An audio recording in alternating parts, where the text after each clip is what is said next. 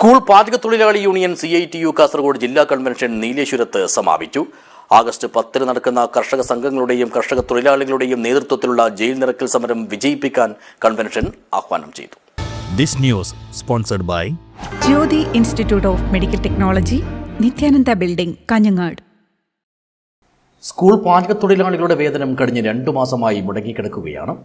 തുച്ഛമായ വേതനം മാത്രം ലഭിച്ചുകൊണ്ടിരിക്കുന്ന പാചകത്തൊഴിലാളികൾക്ക് മുടങ്ങിക്കിടക്കുന്ന വേതനം അടിയന്തരമായി വിതരണം ചെയ്യണമെന്ന് സ്കൂൾ പാചകത്തൊഴിലാളി യൂണിയൻ CITU കാസർഗോഡ് ജില്ലാ കൺവെൻഷൻ പ്രധാന പ്രമേയമായി സർക്കാരിനോട് ആവശ്യപ്പെട്ടു.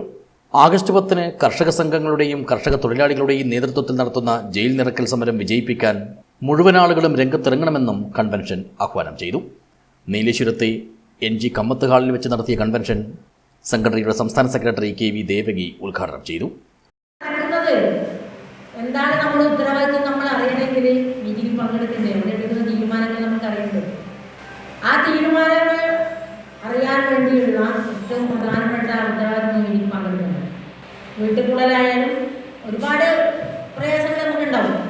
വീട്ടുകൂടലുണ്ട്, നൂറുകെട്ടുണ്ട്, കല്യാണമുണ്ട്, ഒക്കെ ഉണ്ട്. മിക്കവാറും ഞായറാഴ്ചകളിലായിരിക്കും.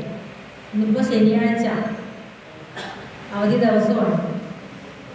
570 മെമ്പർഷിപ്പുള്ള ഈ ജില്ലയിൽ ഇന്നിപ്പോൾ ഞാൻ മനസ്സിലാക്കിയിടത്തോളം മാക്സിമം 70 പേര് പങ്കെടുത്തിട്ടുണ്ടാവുമെന്ന് ഞാൻ വിശ്വസിക്കുന്നു.